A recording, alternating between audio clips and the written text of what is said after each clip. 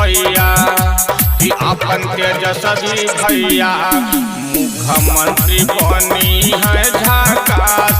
अपन तेजस्वी भैया मुख्यमंत्री बनी है झकास।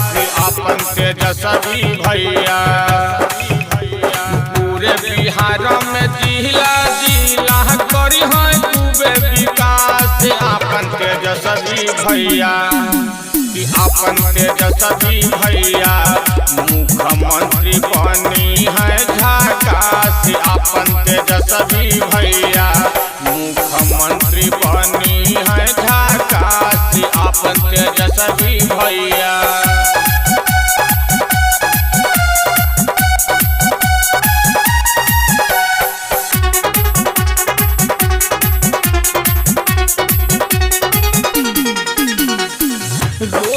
रोजगार दी है सबके भाई।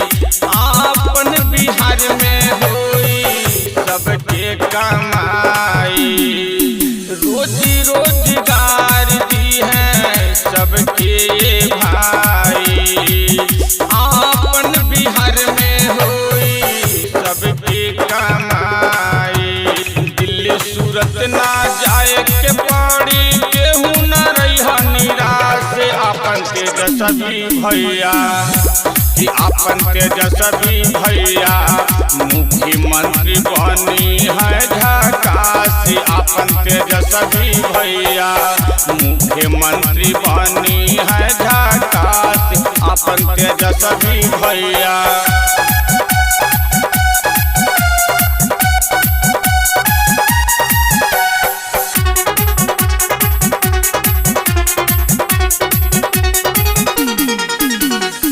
शिक्षा में सुधार होई टीचर के बहाली।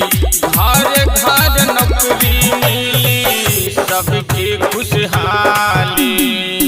शिक्षा में सुधार होई टीचर के बहाली। घर घर नौकरी मिली सबके खुशहाली। नीतीश चाचा कबले